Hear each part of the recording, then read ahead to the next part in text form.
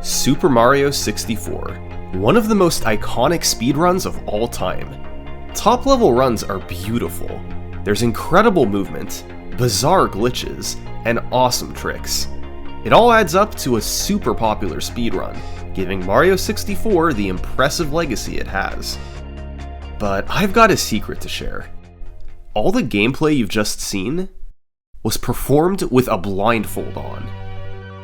This might sound too insane to be real, but for the past several years, players have been trying to speedrun Super Mario 64 without looking at the screen.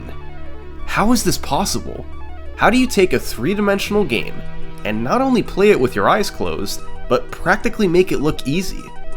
Let's take a journey inside the minds of some of speedrunning's most impressive players. Welcome to the world of Blindfolded Mario 64.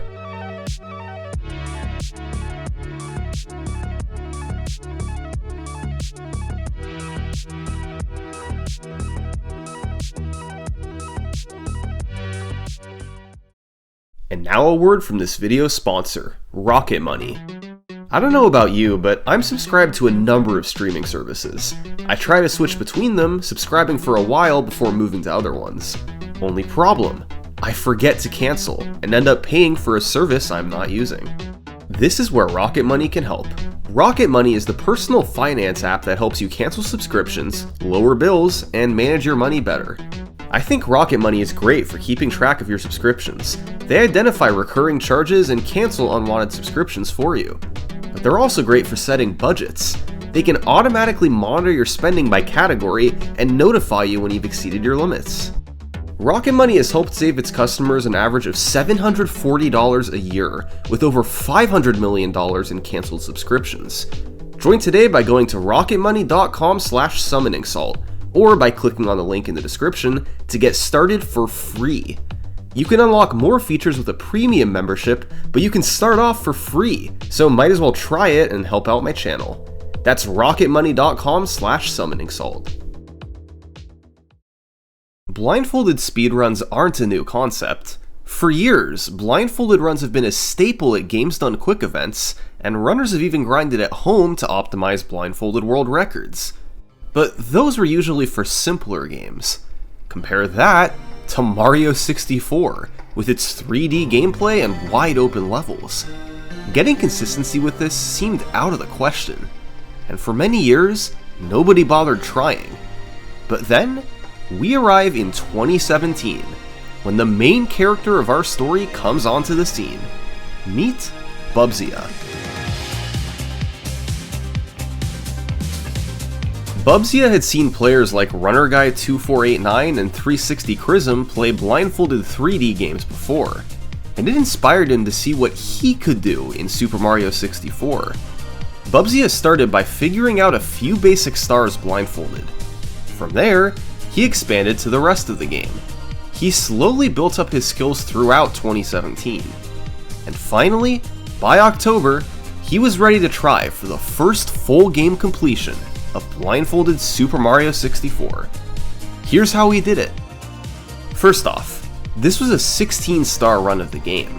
Collecting at least 70 stars is the intended glitchless route, but that was not going to happen with a blindfold on.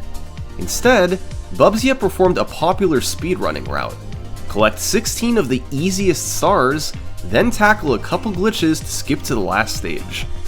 That was much more manageable than going for 70 stars. Right from Bubsya's first inputs, you can see his general strategy. He ran forward until he heard Mario hit the wall, then turned right and kept going. It was slow, but these inputs were hard to mess up, and he eventually made it to the cutscene. In Bob-omb Battlefield, Bubsya worked on getting to the top of the mountain for the first star. He used the camera angles to his advantage. He'd run forward till he hit an object, then carefully adjusted the camera and kept moving forward. This normalized his movement and lined him up so he'd always end up running to the same place every time. After gradually inching his way up the slope, he got to use audio techniques on the boss. He backflipped to pick him up, then counted the audio of Mario's footsteps to know when he was in the middle. This lined him up so he was perfectly underneath the star when it spawned. Bubsy ended up collecting 3 stars in Bob-omb Battlefield, and they all followed the same idea. Very simple and safe setups to reliably work his way through the map. He then headed to Whomp's Fortress, where he ultimately picked up 5 more stars.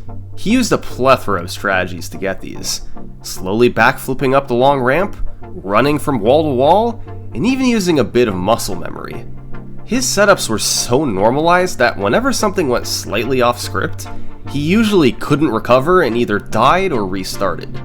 This happened 9 times throughout Whomp's Fortress. Bubsy continued through the game, slowly but surely collecting stars. While a lot of his strategies looked safe, they required an unbelievable amount of memorization and skill to do blindfolded. None were harder than the Bowser stages. He needed inside-out knowledge of the level to ensure he could platform without looking. He had a clever strategy for the Bowser fight itself. By constantly letting go and re-grabbing his tail, Mario gradually moves forward. Eventually, you'll collide with the bomb, and skip having to somehow aim a Bowser throw without being able to see. After an hour and 25 minutes, Bubsy had collected 15 stars. He had a precise setup to grab Mips the rabbit, and then counted Mario's footsteps to know when to turn through the hallways. To clip through the doors, Bubsy had more setups that involved re-grabbing Mips repeatedly. They worked, and Bubsy was through both doors after a few minutes. But then, he arrived at the hardest part of the entire run, Bowser in the Fire Sea. There are so many cycles, moving objects, and obstacles all over the place, that even with the best setups, Bubsy couldn't consistently make it through. He had a few smart strategies to help. By listening to silly kicks, he could tell where the platform was in its cycle. A longer distance between each kick meant it was moving down, and a shorter distance meant it was moving up. And later on, by backflipping onto this box, Bubsy knew that even if he took damage in the lava, he was lined up with the heart so he could recover. Safe strategies like these helped, but it still took Bubsy nearly an hour to get through Fire Sea, with 11 deaths along the way. But eventually, he cleared the level, and after 2.5 hours, he was in the home stretch. Next up were backwards long jumps, and there was no big secret to doing these blindfolded. He just had to line up and hope his mashing got him through the door and up the stairs. And finally, Bowser in the Sky. It's quite similar to Fire Sea in that there's several cycles you have to deal with, the hardest being the 2 elevators right at the very end. But thanks to a combination of backflips, audio cues, and normalization setups, Bubsy made it through after 3 deaths. The final Bowser fight requires 3 throws, and Bubsy's strategy for the first 2 was letting Bowser run at him, then dropping him right into the bomb. But that's not an option for throw 3. So, he had to just randomly spin Bowser and hope he hit a bomb. One random throw away from history being made.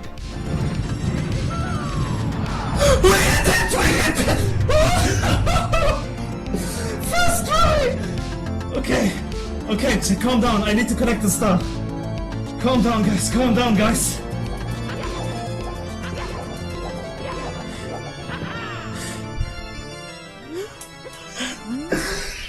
Please, man, please. It should be to the left. 2 backflips or 1 backflip.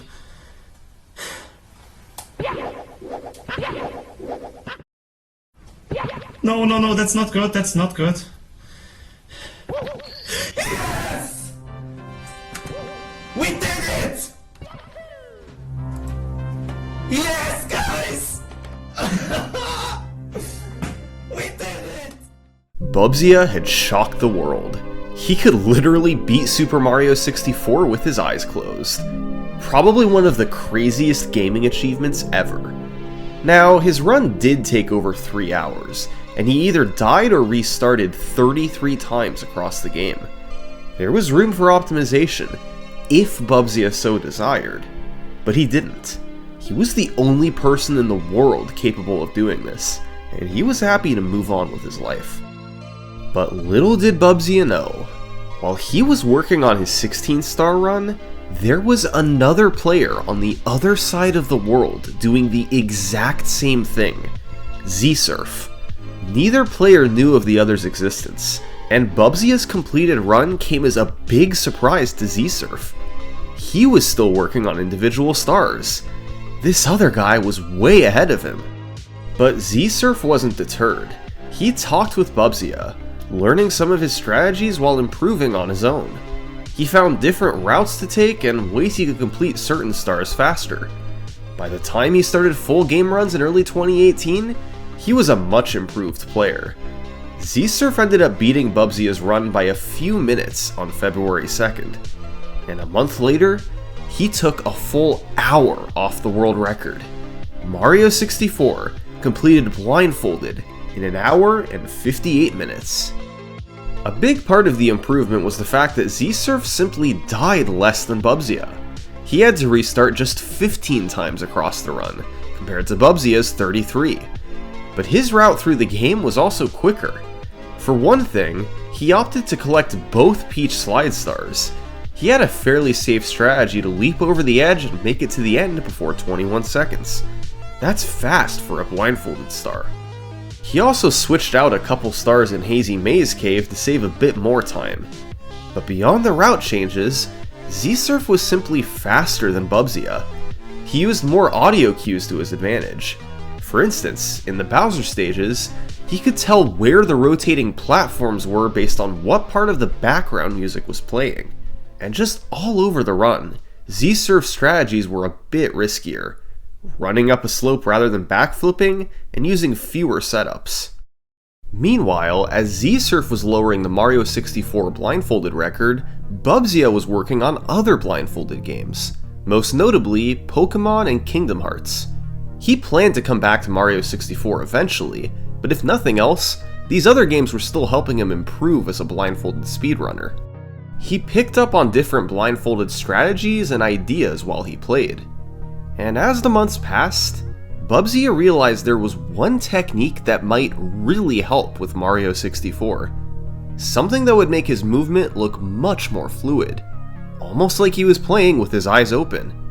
That fall, Bubsia came back to Mario 64, implementing a trick called beat counting. Beat counting is essentially using the background music's beat as a metronome to time your inputs to. Now, it's important to note that this isn't the same as a music cue. That's where you wait for a specific moment in the song to use as a cue. Instead, beat counting is simply having a consistent frame of reference, in this case the beat of the song, to help time different inputs.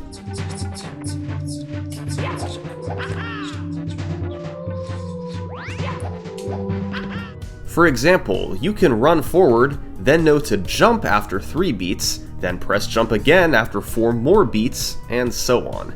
This can help make otherwise brutal sections become nearly trivial, as it replaces insane muscle memory with consistent inputs.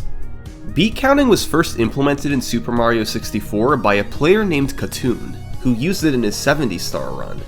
It helped him all over, allowing for fluid movement that looked like a visual player at times. After seeing it utilized in other speed games, Bubsia decided he had to try using it in 16-star. So, in September 2018, he came back to Super Mario 64.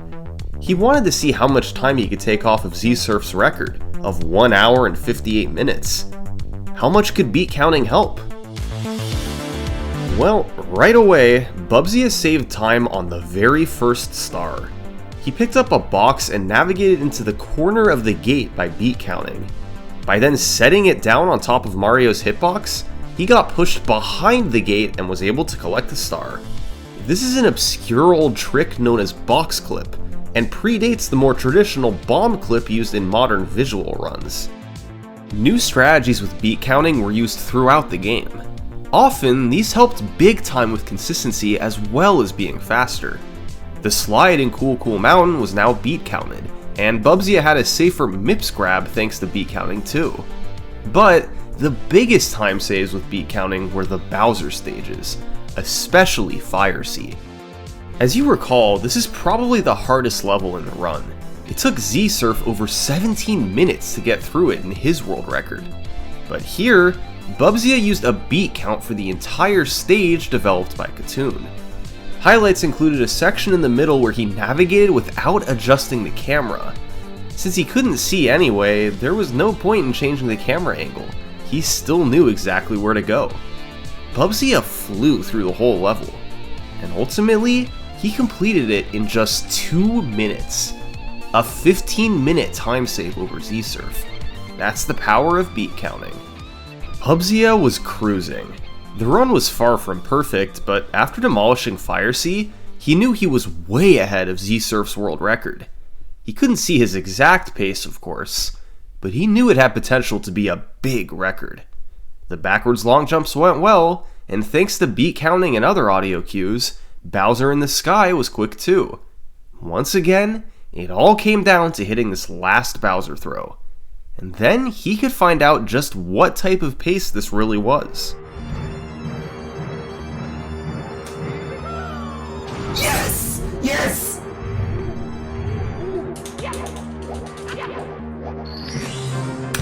Someone! 53, yes! Yes!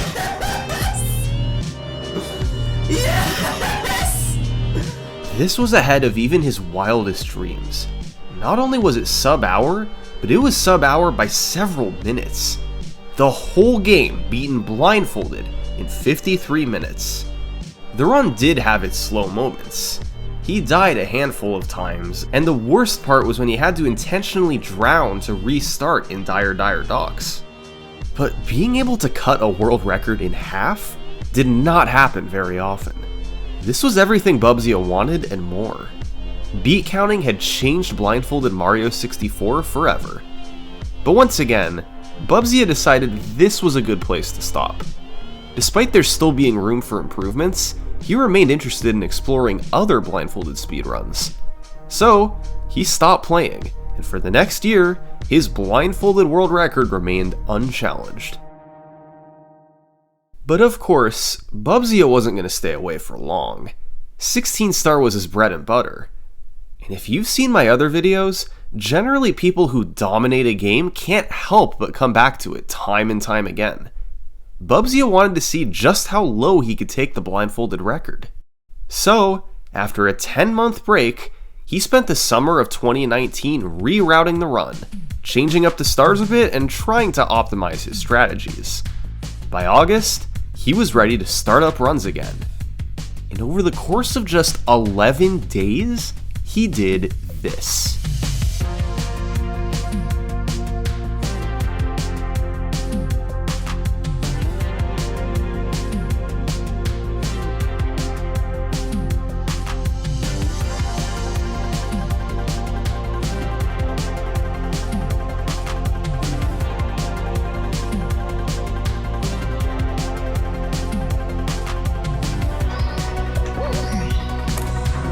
I'm not happy, man. I'm not happy at all.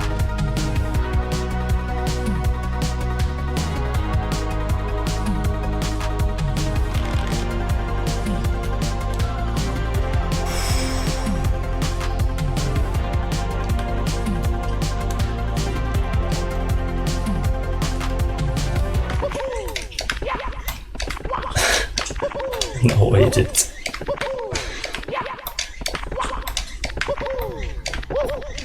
Are you kidding me?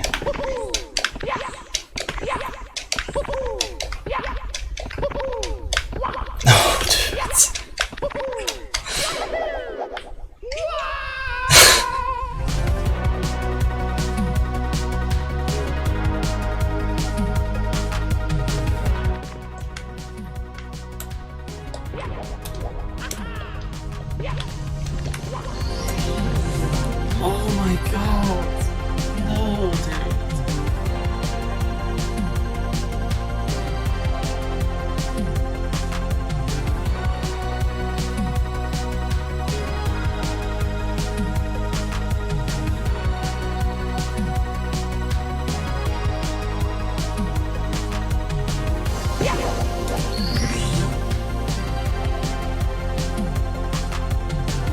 unbelievable grind. Thanks to a combination of beat counting, incredible muscle memory, and a ton of skill, Bubsy had beaten Super Mario 64 Blindfolded in under 40 minutes. This run had one big mistake. During MIPS, he got lost and had to quit back to the menu. It cost about 2 minutes, so a 36-minute run would be the limit. But there were no major mistakes anywhere else. 38 minutes was incredibly optimized for this type of run. It was exactly what he was looking for. Bubsy really was the king of Blindfolded Mario 64. Hardly anyone else had tried it, and those who had were well behind him. He could do with his eyes closed what others couldn't do with their eyes open. And this 38-minute run was his magnum opus. Bubsy was finally done with the grind, no one else even approaching his times. And then, 3 weeks later, something very interesting happened. Completely out of the blue, a new submission appeared for the Blindfolded Mario 64 leaderboards. The player's name was Nobori56, and he was claiming to have performed a 35-minute blindfolded run, a new world record. Nobody in the community had heard of him before, and having someone brand new instantly claim a big world record was suspicious, to say the least. And when the community watched his run, it only got stranger. He wasn't beat counting at all. In fact, it seemed like nearly everything he did was muscle memory. He looked an awful lot like he could see what was happening on screen, at least somewhat. Blindfolded speedruns can be easy to fake. If you can get any vision through your blindfold, it makes the run magnitudes easier. This was a tough one to call. Maybe Nobori was just an unbelievable blindfolded gamer. Or maybe he was a cheater. Over the following few weeks, Nobori continued submitting runs, and gradually, everything became clear.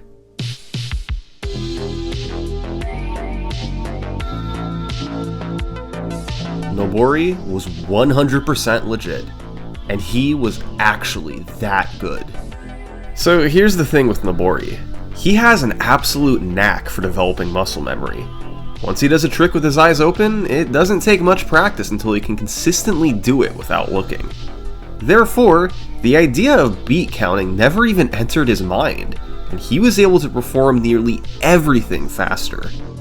Even right from their first movements in the castle, you can see the difference.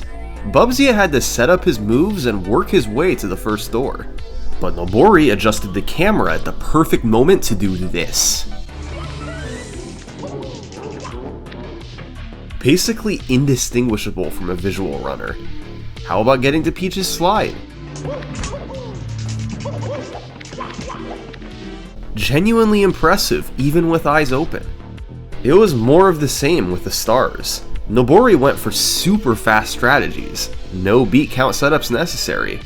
Even though he died a few times, the time save for moving faster more than made up for it. But as you might expect, the place that Nobori improved the most was the Bowser stages. When Bubsy played Bowser in the sky, he kept moving but didn't do anything too flashy. Super impressive for being blindfolded, but nobody would mistake it for a speed run. Nobori, on the other hand,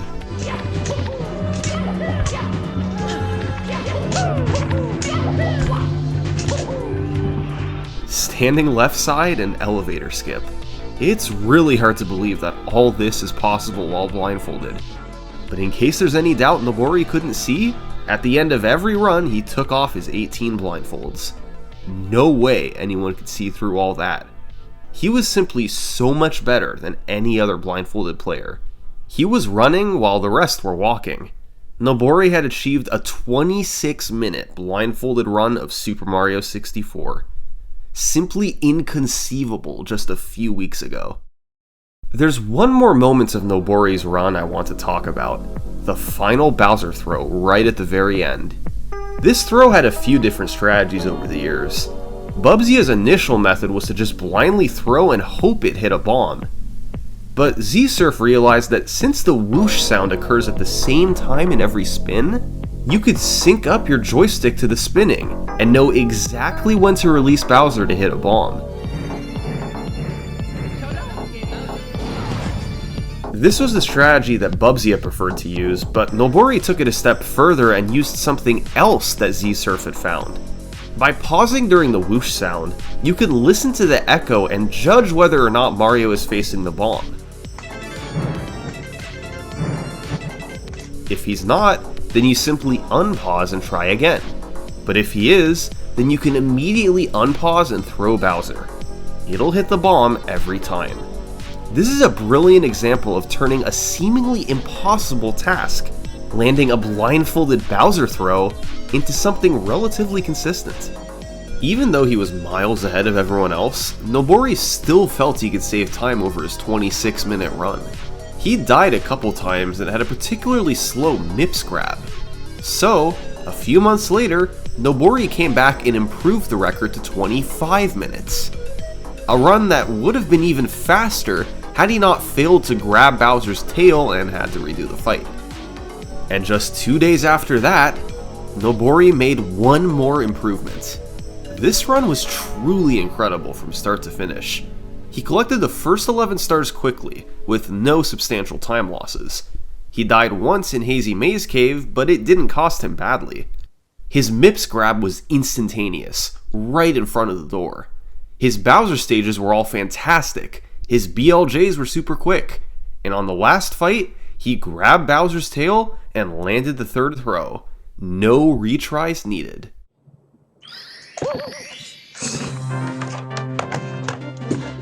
Yes. 24 minutes is a genuinely respectable time with your eyes open. Nobori had optimized this run to insane standards. Hard to believe it was all actually possible. As for Bubsy, it was tough to accept what had just happened.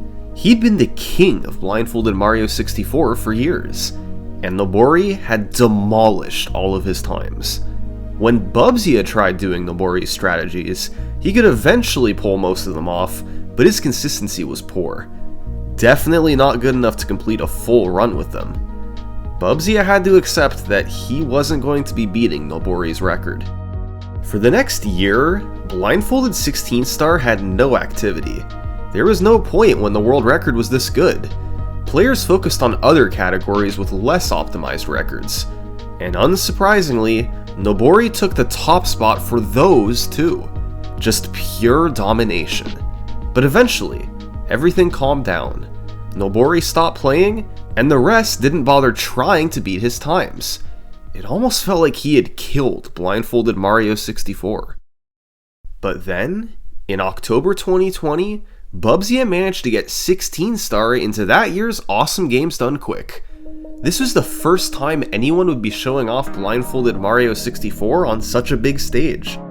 Bubsy may not have been on Nobori's level, but he wanted to put on a good show. So, he knew he had to get practicing. Bubsy didn't have any illusions of trying to take the record. Instead, he focused on playing for fun, looking for new strategies and not taking things too seriously. And maybe he can improve a bit on his 38-minute PB. Since Nobori's crazy muscle memory strategies were out of the question, Bubsy focused on beat counting strategies. He found faster ones in Whomp's Fortress and Cool Mountain. And on Bowser in the Sky, beat counting allowed him to make a faster elevator cycle at the start. But despite lots of practice, he was still slower than Nobori and he was dying more. The improvements slowly started to come in. First, a 37-minute run, and then nearly a month later, a 35-minute run. Both of these had substantial time losses on the BLJs, so Bubsy knew he had the potential to go a few minutes lower. But this is exactly what he was looking for. Even if he wasn't competing with Nobori, it was still nice to see some improvement. And as the weeks passed, Bubsy kept getting better. His movement was faster and he was dying less often. He started going for Lakitu skip sometimes. It wasn't very consistent, but getting it at all while blindfolded was amazing. Bubsy's potential was much faster than 35 minutes, if he could just string it all together in a run.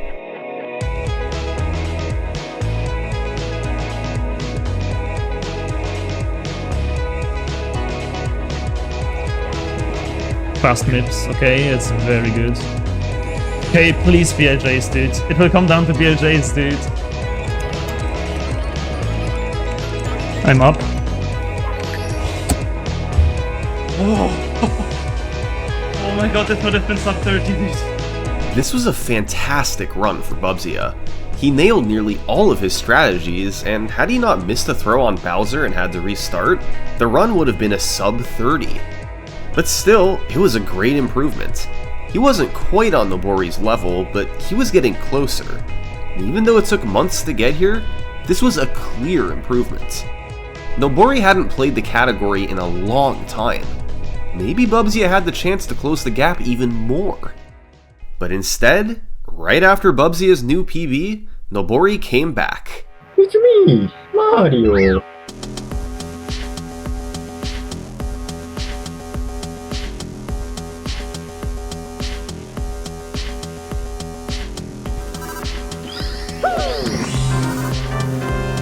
He made it seem effortless. Nobori's strategies were somehow even faster than before. To get to the top of Womp's fortress, instead of teleporting, he jumped off the slope while sliding to make it up. He switched up a few stars and had a brilliant strategy to hit the Talon star in Shifting Sandland. And most importantly, it was just incredible that he was doing all this while blindfolded. Occasionally, he'd have a moment that looked obvious, like when he struggled to collect stars that were right in front of him. But he'd turn around the next moment and do something like this. Mind-blowing. Bubzia had improved, yes, but he was not on Nobori's level. It almost seemed like he could lower the record at will. But he decided to stop here. With the world record down to 23 minutes, Nobori had once again killed the competition in Blindfolded 16 star. Bubzia knew he wasn't beating this. Nobody was beating it.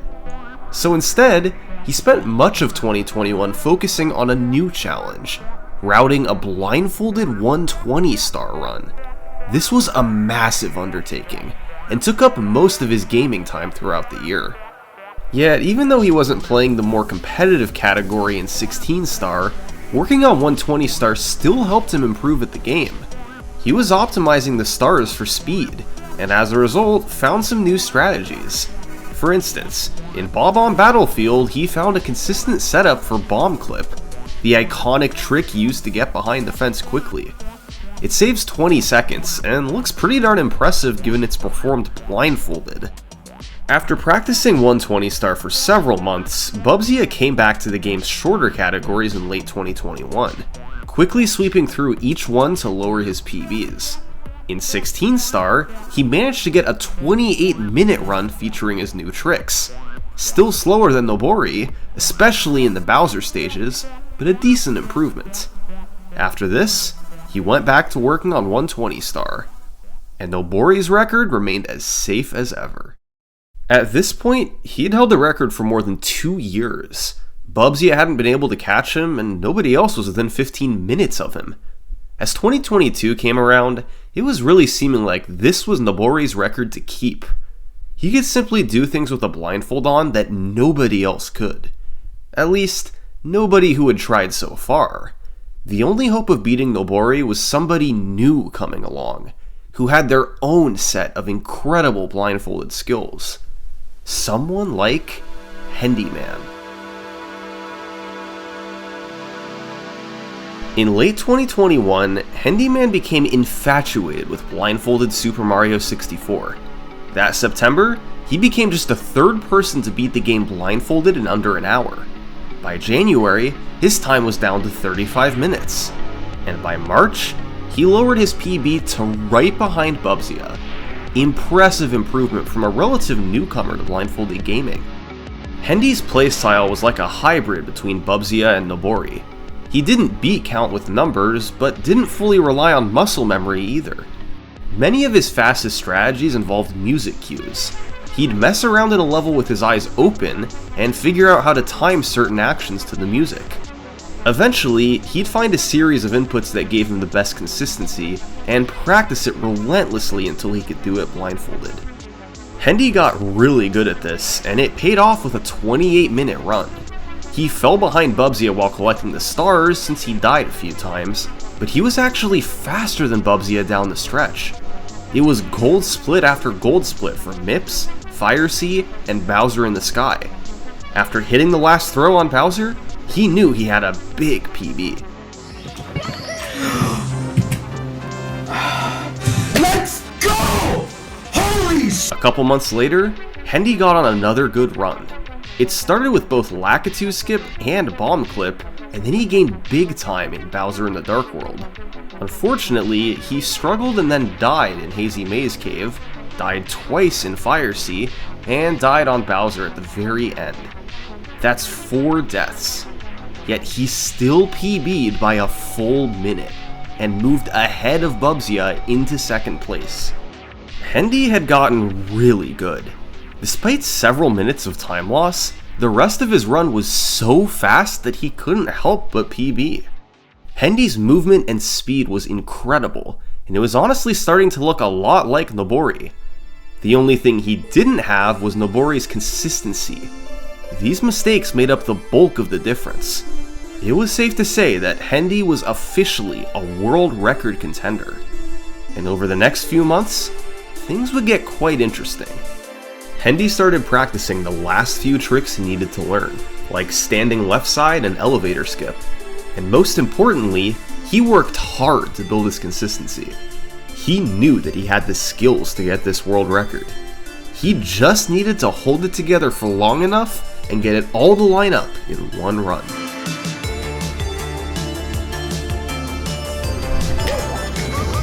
I don't know what just happened. I think I fat-fingered A. Dude!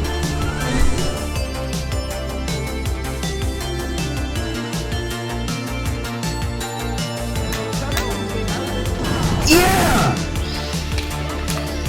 You did Super Mario 64 16-star blindfolded in 26 minutes.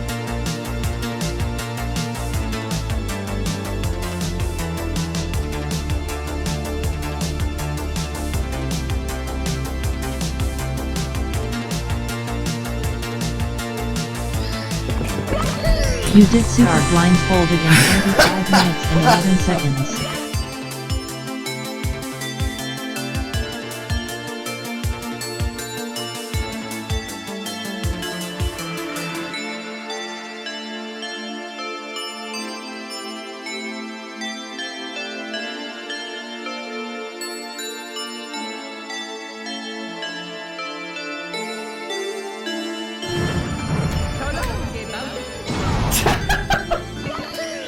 You did Super Mario 64.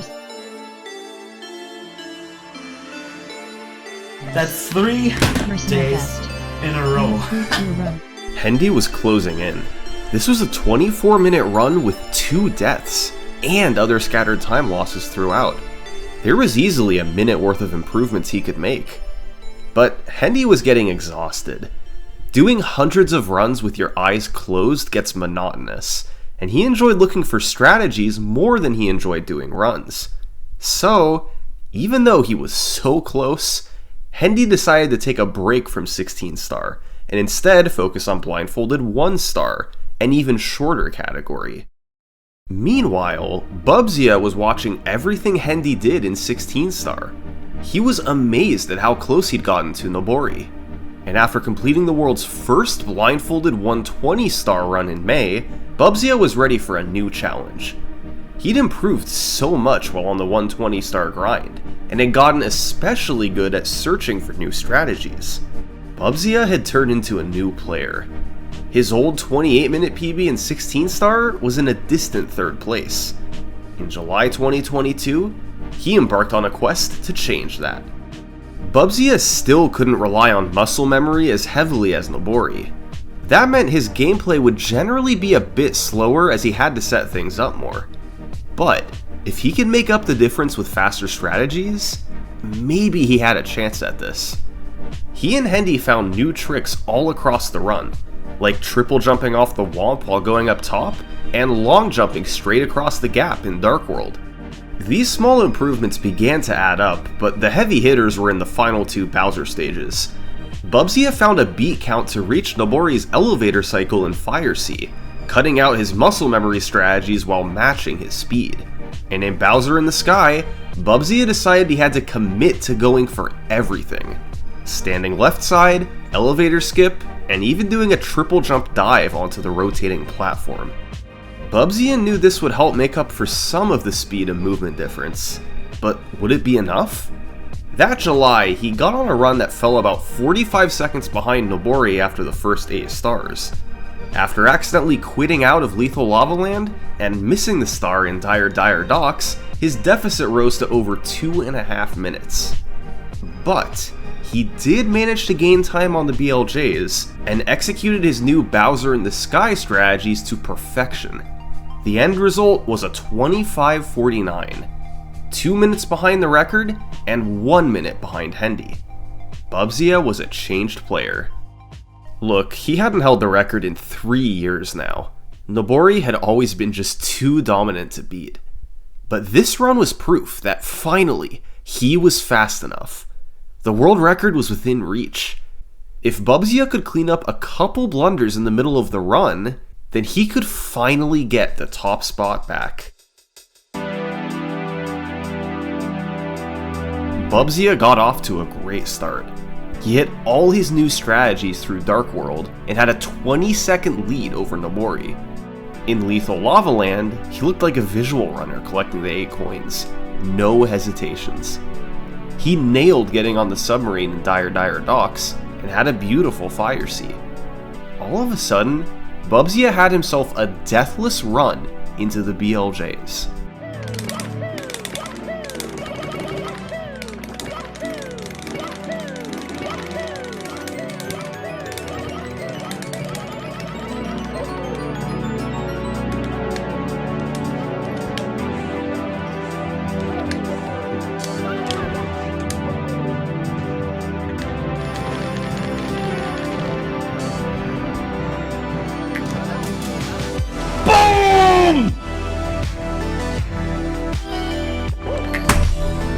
Yes! Oh my god, dude. It's over. After 3 long years, Bubsy was back on top.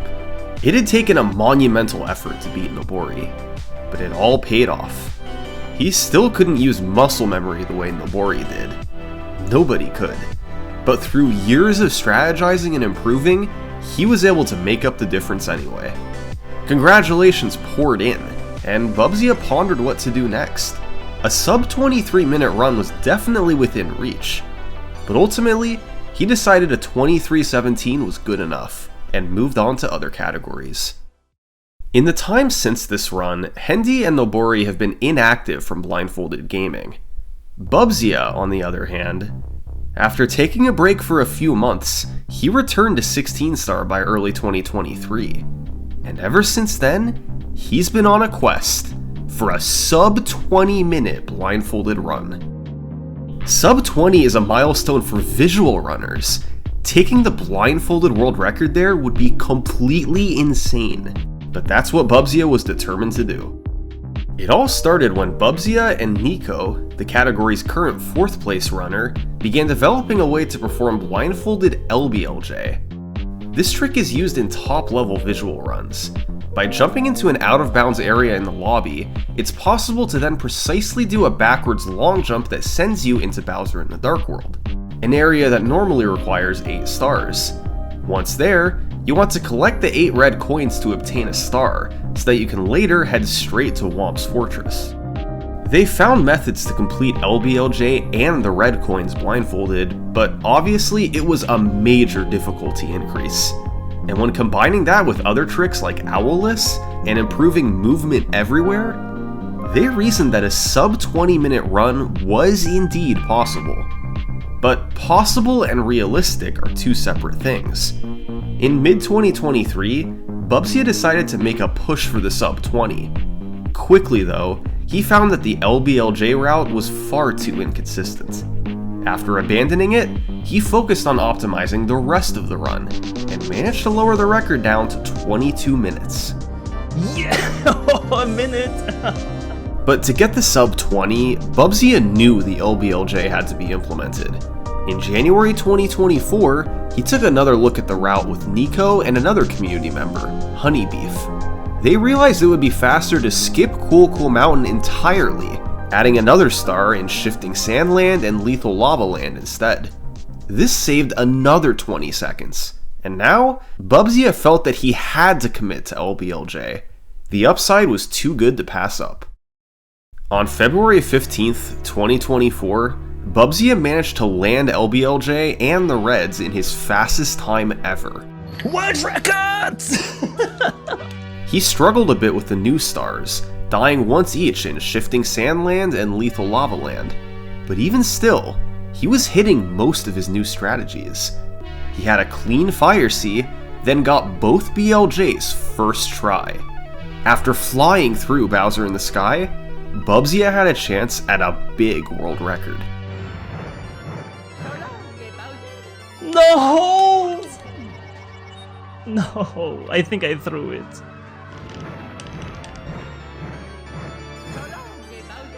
Yes! Okay, at least second try, man.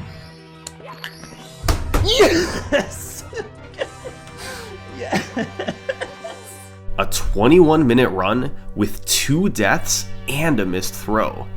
It wouldn't have quite been a sub 20, but clearly the run still has room to go lower. And this 21:48 is where the record stands today. Bubzia is still actively pushing for the sub 20, and if Hendy or Nobori come back, they can certainly get there too. It's unreal to see the progression from Bubzia's first blindfolded run 6 years ago to what he and others can pull off today.